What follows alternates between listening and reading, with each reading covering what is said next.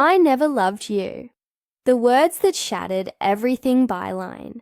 Special feature by the Daily Report. The moment everything broke. It was supposed to be a quiet Sunday evening.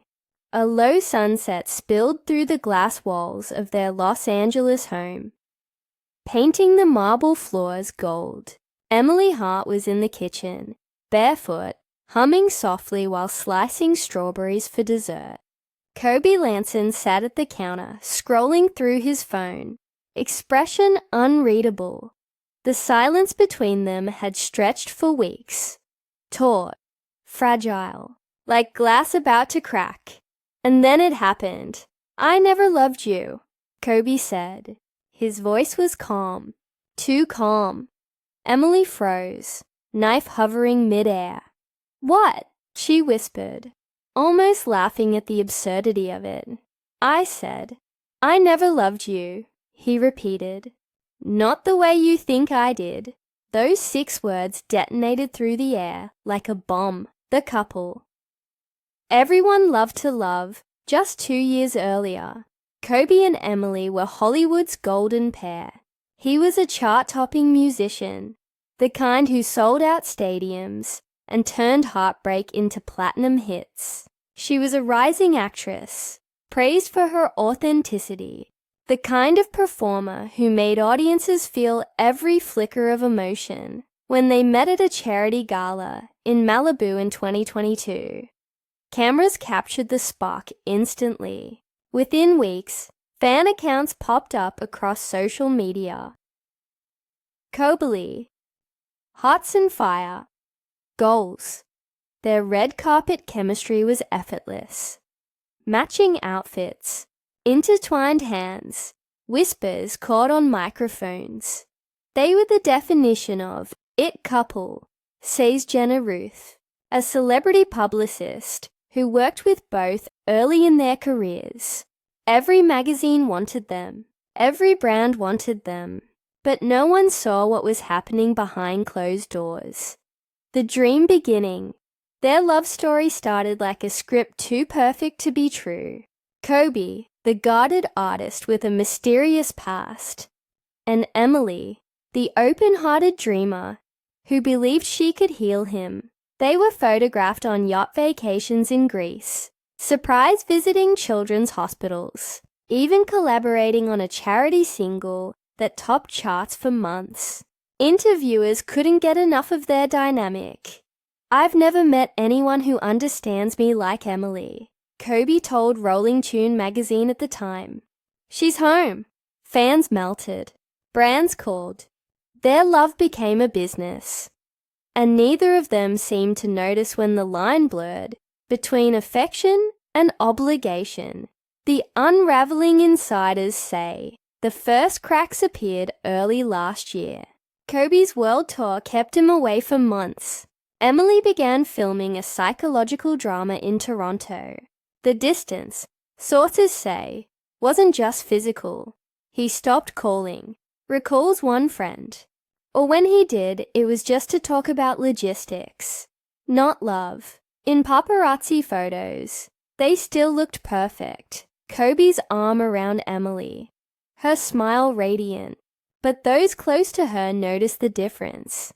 She started second-guessing everything, says her stylist, who spoke on condition of anonymity.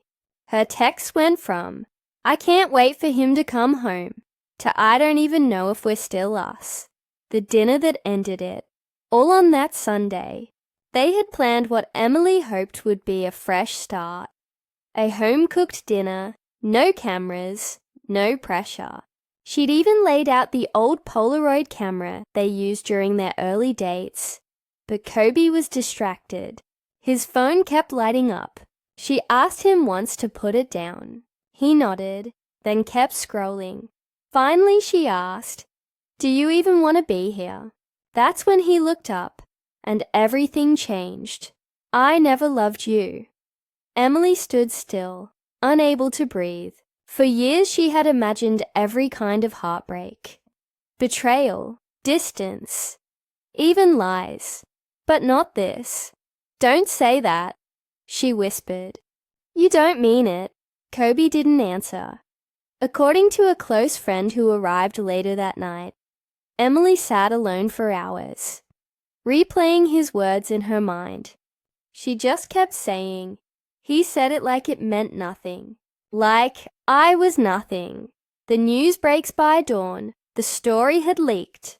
A neighbor's assistant, hearing shouting from the house, posted a cryptic message on X, formerly Twitter.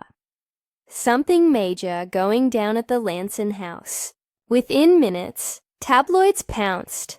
By noon, I Never Loved You was trending worldwide. Screenshots of Kobe leaving the house, hoodie pulled low, duffel bag slung over his shoulder, flooded social media. Paparazzi swarmed the gates. Emily's team released a brief statement that afternoon. Emily Hart is taking time to process recent personal events. She appreciates the love and concern from her fans and asked for privacy at this time. Kobe said nothing. The internet divides. The breakup became a global conversation. Comment sections turned into battlefields. Team Emily versus Team Kobe. I knew he was too cold, wrote one fan.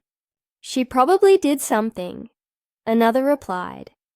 Influencers dissected every detail. Body language clips, old interviews, song lyrics. One TikTok creator compiled moments where Kobe looked emotionally checked out, gaining 10 million views overnight. For Emily, it was unbearable. Friends say she deleted all her social media apps that week. She couldn't escape it, says a confidant. Even when she turned on the TV, her face was there, crying in paparazzi photos.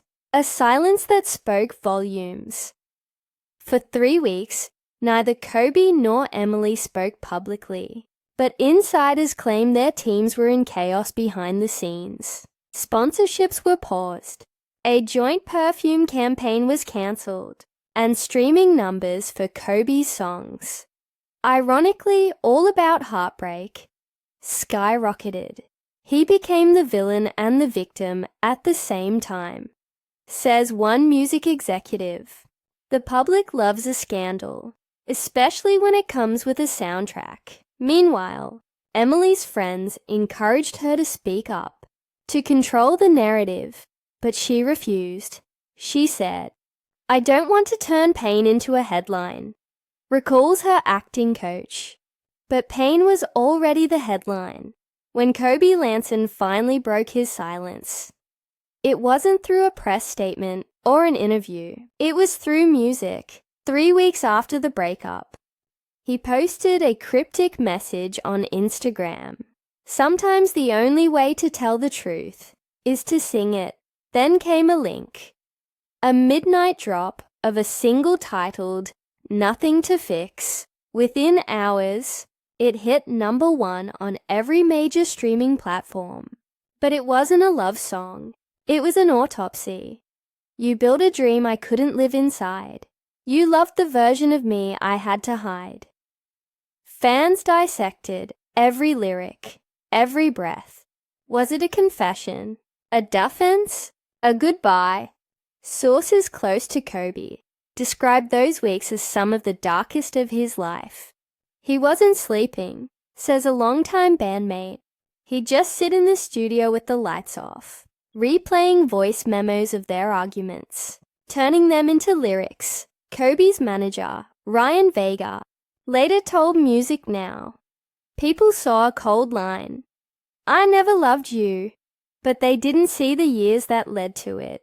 He felt trapped in a love story that stopped being real long before he admitted it. When asked why Kobe didn't clarify things sooner, Ryan's answer was blunt. He thought silence would hurt less than honesty. Turns out, both hurt like hell. Their friends say the trouble started quietly. A fight about something small, like dinner plans or late replies.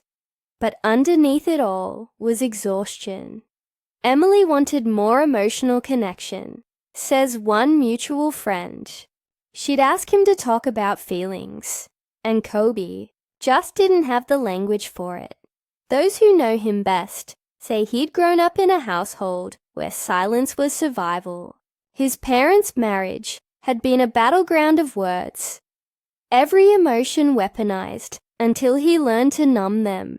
Love scared him, says an old friend from his hometown. He wanted it, but he didn't know how to stay once it got real. By the time the world fell in love with Kobe and Emily, they were already living a performance. They didn't have arguments anymore, says a crew member from one of Emily's film sets. They had scenes. When fans demanded romantic gestures, they obliged. Surprise bouquet, airport réunion, red carpet kisses. All meticulously documented. Imagine trying to fix your relationship while millions are watching, says a celebrity therapist who works with high-profile couples. It becomes impossible to tell what's real. Emily had once joked in an interview, "Sometimes it feels like the world ships us more than we do." At the time, it got laughs. In hindsight, it sounds like a warning. The night he said those 6 words, Kobe later told a friend, he wasn't trying to be cruel. "I just wanted it to end," he'd said quietly. "But I didn't know how to say goodbye without making her hate me. So he used the most final words he could think of. He thought if he broke her heart completely, she'd never look back," says Ryan Vega. He didn't realize he was shattering himself, too. In the days after, Kobe reportedly refused to leave his studio. He skipped rehearsals, cancelled interviews, and ignored calls from his label. He was numb, says a sound engineer. The only time he came alive was when he picked up a guitar. When Nothing to Fix dropped, it split his fan base in two. Some hailed it as brutally honest art. Others called it emotional manipulation. "Don't hide behind your songs," one fan tweeted. "Apologize to her like a man," another wrote. "He's not heartless. He's hurting. Let him grieve." The debate fueled the media storm. Talk shows replayed footage of Kobe's concerts, hunting for clues. Former girlfriends were interviewed. One magazine ran the headline, "The Man Who Can't Love." Then, after nearly a month of silence, Emily appeared at a charity gala in New York. Her first public event since the split. She arrived in a black gown, no jewelry, no smile. Cameras flashed like lightning. When reporters shouted questions, she simply said, "Some words stay with you forever." It was enough to send the internet spinning again. Within hours, "Some words stay with you" trended globally. Fans began sharing stories of their own heartbreak, tagging Emily. Her quiet strength became a movement. Heartbreak transformed into solidarity. Those who've known Emily longest say the breakup changed her profoundly. She stopped needing to be liked, says her college friend, Sarah Kim. Before, she'd worry about how she looked, what people thought. Now, she just wants peace. Emily took a brief hiatus from acting. She traveled, first to Italy, then to Kyoto, where she spent a month studying meditation. Her posts during that time were rare but powerful. Sunsets, handwritten notes, fragments of poetry. One caption read simply, "Healing isn't loud." Meanwhile, Kobe disappeared from public view. His label quietly postponed his tour. Paparazzi photos showed him alone on Venice Beach, sitting on the sand at dusk, hoodie pulled tight, a guitar case beside him. He's been writing again, says Ryan Vega, but not for the charts, for himself. Those close to him say he's haunted by that night, by the look on Emily's face, by the stillness that followed his words. He thought ending it would bring clarity. says the sound engineer. Instead, it left him empty. In one unreleased song leaked months later, Kobe's voice breaks mid-line. You asked if I'd ever loved you. I did, just not the way you needed. Both of them, in their own way, began rewriting the story the world had claimed. Emily's return to film was met with standing ovations. By the time spring came, Kobe and Emily's breakup had grown beyond them. It wasn't just a story anymore. It was a cultural phenomenon. Their names became shorthand for heartbreak. Podcasts analyzed every detail. Songwriters quoted them. Even late-night comedians joked about the 6 words that killed romance. But behind the noise, both of them were trying to live ordinary lives again. The viral legacy. 6 months after the split, a journalist from the Atlantic Wire published a long-form piece titled The Anatomy of a Public's Breakup. The story traced how Kobe and Emily's relationship had mirrored the social media age. Love filtered through cameras, affection measured in likes. The article's closing line went viral. In a world addicted to illusion, Kobe and Emily gave us the only thing real, the sound of something breaking. Within hours, that quote appeared on posters, hoodies, and song lyrics. The heartbreak had become merchandise. Emily's manager later admitted, "We couldn't stop it even if we wanted to." The story had taken on a life of its own. The documentary. When a major streaming platform approached both camps for a documentary, Emily declined immediately. Kobe's team hesitated. He didn't want to profit off pain, Ryan Vega said. But he also didn't want someone else to tell the story wrong. Eventually he agreed. Under one condition, Emily's name couldn't be used without her permission. The resulting project, 6 words, premiered quietly that winter. It featured Kobe's songwriting sessions, diary entries, and interviews with people who had seen him unravel. The film didn't glorify him, it exposed him. In one scene, he's shown listening to the leaked track, where his voice cracks on the line, "I did, just not the way you needed." He stares at the floor and says, "That's the moment I realized I actually did love her." Viewers wept. Critics called it brutal, human, and necessary. Emily's reinvention. Meanwhile, Emily returned to acting.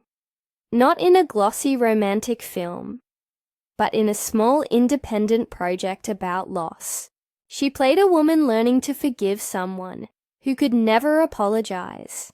The role mirrored her own life so deeply that audiences couldn't tell where she ended and the character began. When she accepted the award for Best Actress at the Venice Film Festival, she said softly, "Art doesn't heal you. It just helps you sit with what can't be healed." The room erupted in applause. From that moment, Emily Hart wasn't just a name from a scandal. She was an artist reborn, the unexpected reunion. A year after the breakup, fate, or perhaps irony, brought them face to face again. It happened at a private benefit concert in Malibu for wildfire relief. Kobe had agreed to perform a surprise acoustic set. Emily was there as a donor, not knowing he'd be on the lineup. According to attendees, she arrived moments before he went on stage. When he saw her, he froze. Then, without a word, he adjusted the mic and began to play. The song was new, unreleased, barely more than a whisper at first. If I could take back the silence, I'd fill it with everything I never said. The crowd went still. Emily stood near the back, motionless. Those close enough said her eyes filled, but she didn't move to leave. When the song ended, Kobe looked straight toward her and said, "That's the closest I can come to an apology." No one breathed, no one clapped, It was too real for applause. Then Emily nodded, just once, and quietly walked out. The world reacts, again within hours. Clips from the performance flooded the internet. Hashtags like the apology song and Coberly Lives trended worldwide. Some called it closure. Others called it manipulation. But one thing was clear. The tension between them still had gravity. They were like two magnets, said one witness. Even when they tried to pull apart, the air still bent between them. The interview 2 months later, Emily agreed to her first full-length interview since the split, sitting across from a journalist in her minimalist Los Angeles home. She spoke with a calm that startled everyone who'd watched her cry a year before. When asked if she'd forgiven Kobe, she smiled faintly. "I think forgiveness isn't a single act," she said. "It's a practice. Some days, it's easier than others. But I'm done letting those 6 words define me." Then the journalist asked the question that hung over everything. "Did he ever love you?" Emily paused. "I think he did," she said finally, just in a language I couldn't understand. The interview broke records for online reads. Even Kobe reposted a clip, captioning it with a single heart emoji. Time softens everything.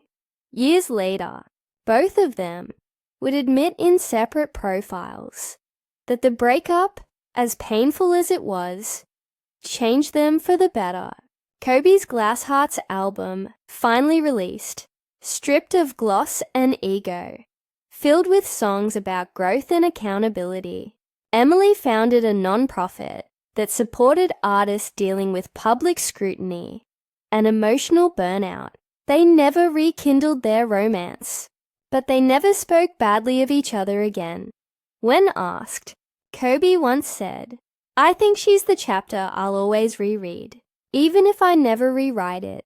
And Emily, in a 2029 Vogue interview, smiled and said, "Some stories don't need a happy ending to be complete." The legacy of 6 words today, "I never loved you," isn't just a quote. It's a cautionary tale. Professors teach it in media ethics classes. Psychologists use it to discuss communication breakdowns.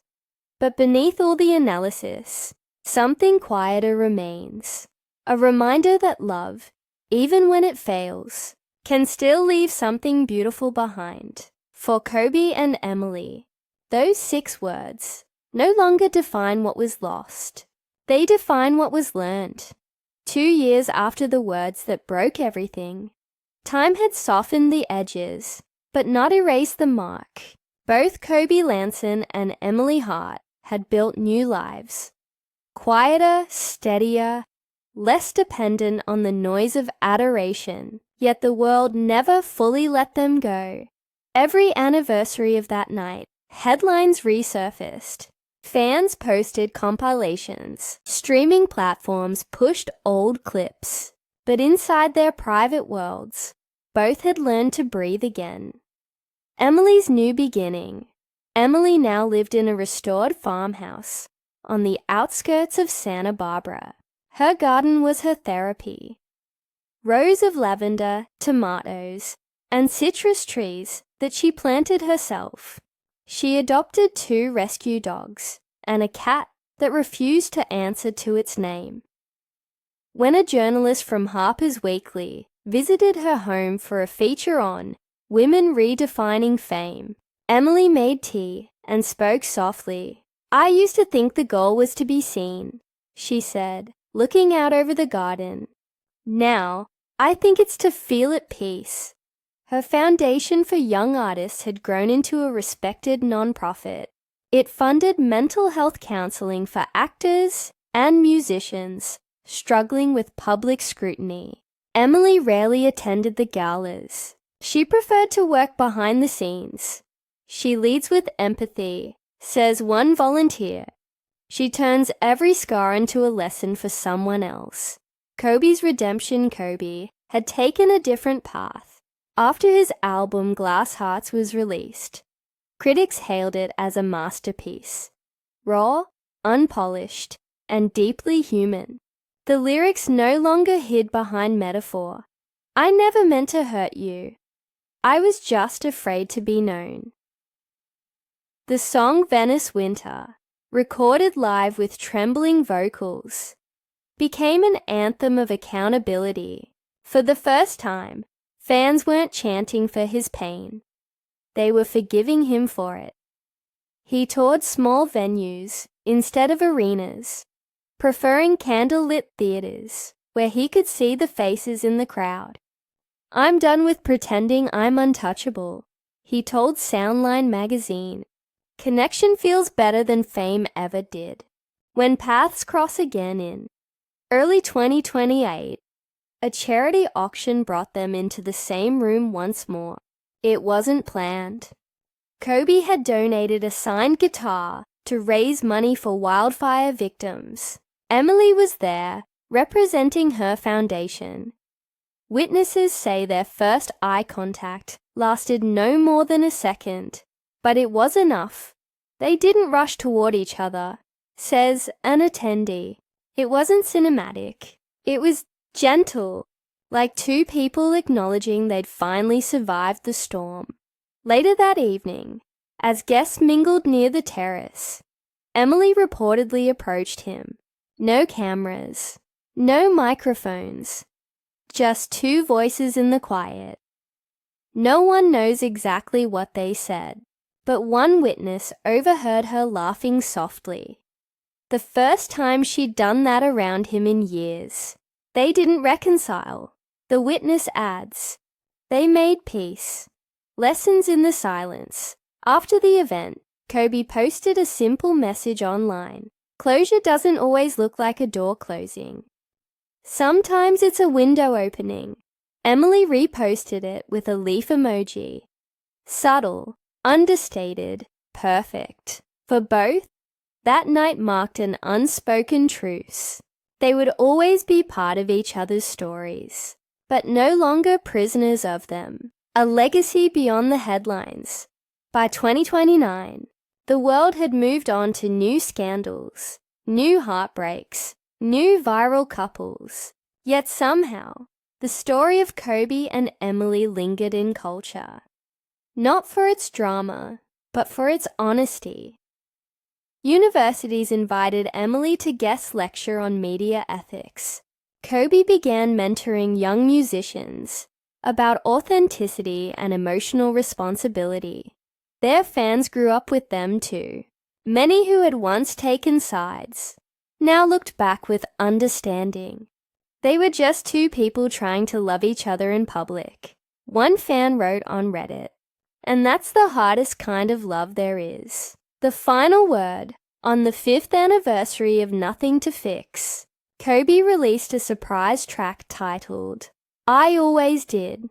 It opened with the same melody that began his career, and ended with a whisper, you thought I never loved you, but love was the only thing I couldn't say right.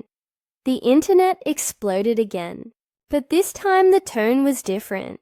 Comment sections filled with nostalgia instead of outrage. Hours later, Emily shared the song on her story with a caption that read, sometimes the truth arrives late, but it's still the truth. Peace. At last, neither of them sought to rekindle what had once been. There were no rumors of reconciliation, no secret dinners. They didn't need to. What existed between them now was quieter, something closer to respect, even gratitude. Years from now, their story will still be told, not as a cautionary tale, but as proof that even shattered love can leave behind light. The 6 words that once destroyed them had become a symbol of growth. I never loved you. They were never entirely true. And yet, they were exactly what both needed to finally learn what love really means. The quiet legacy of Kobe and Emily years later. The story of Kobe Lanson and Emily Hart has faded from trending pages. But not from memory. Time has a way of distilling things. What once felt like chaos now reads like a lesson. Those who knew them say their lives have become mirrors of what they once lacked: stillness, patience, and privacy. Both stopped chasing approval and started chasing meaning. Emily, a life beyond the spotlight. Emily's farmhouse in Santa Barbara has become a quiet sanctuary. Her foundation now runs global programs, supporting young women in creative industries, teaching them resilience in a world that thrives on spectacle. When asked during a 2031 interview if she ever regretted meeting Kobe, Emily smiled and said, "No, without him, I wouldn't have found myself." Her days now begin with sunrise walks and end with handwritten letters she never sends. Small reflections on peace, forgiveness, and change. She rarely attends premieres, though when she does, her presence draws more respect than frenzy. To younger actors, she's not the woman from the heartbreak story. She's the mentor who reminds them that silence can be power. Kobe, music without masks. Kobe, now in his mid-30s, lives far from Los Angeles. He built a recording studio in a seaside town north of Big Sur. Locals see him running by the cliffs each morning, headphones on, guitar slung across his back. He produces albums for others now, guiding new artists to tell the truth, even when it costs you. His lyrics are calmer, wiser, stripped of bravado. One recent song, "The Space Between Us," closes with a line fans recognize. "You taught me that love isn't ownership, it's understanding." He no longer avoids interviews, but answers carefully, always grounded. When someone asked if he still talks to Emily, he smiled faintly. "Not often, but I think we both wish each other peace." That's enough. The world they left behind, the frenzy that once consumed them, has evolved into quiet admiration. Books, essays, and even college courses reference their story as a symbol of modern vulnerability. How two people loved imperfectly, under the weight of perfection. A cultural historian once wrote, "They didn't just live through a breakup. They redefined what it means to outgrow each other without hate." Fans who were teenagers during the scandal are now adults, many admitting the story shaped how they understand forgiveness. Some say Kobe and Emily's downfall taught them that love can exist even in letting go.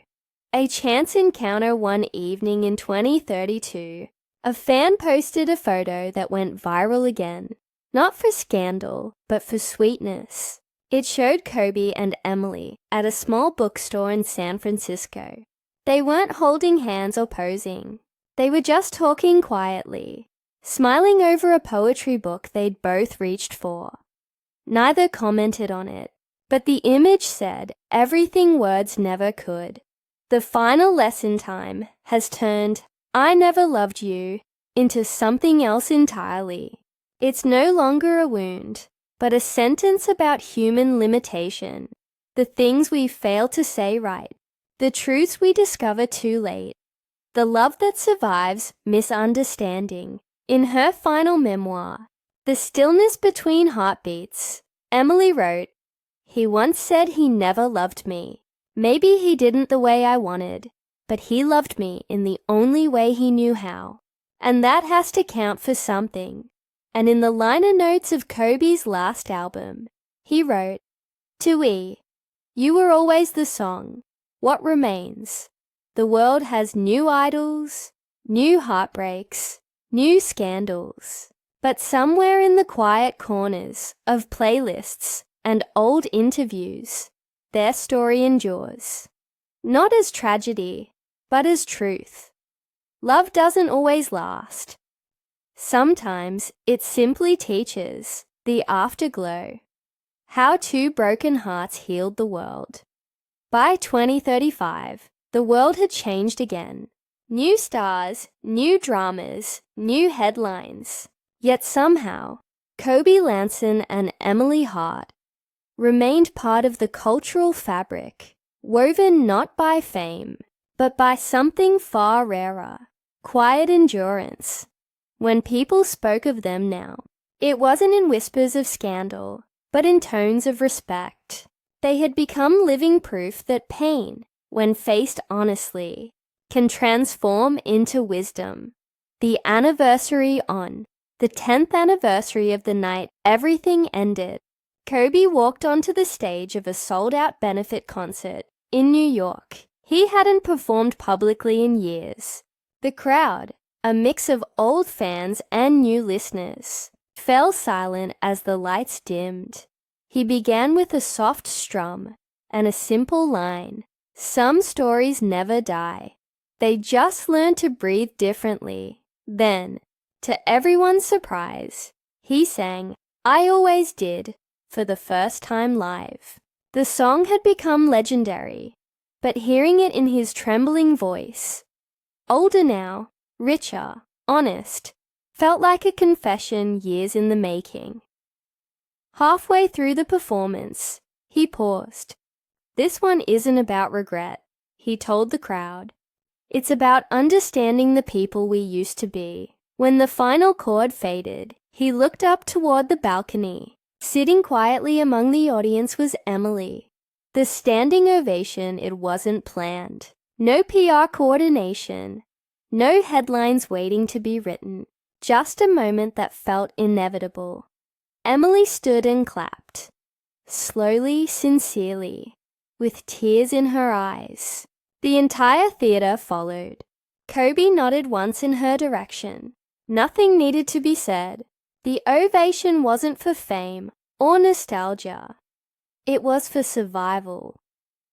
Two people who had broken under the world's spotlight were now standing on opposite sides of the same piece.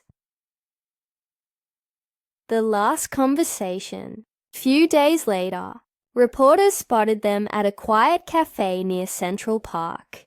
No microphones, no entourage, just two people talking. A waiter later told the Daily Report. They looked like old friends catching up. They laughed. They even argued a little, but there was no bitterness. It was gentle. Neither commented on what was said. But months later, during an interview, Emily hinted at it.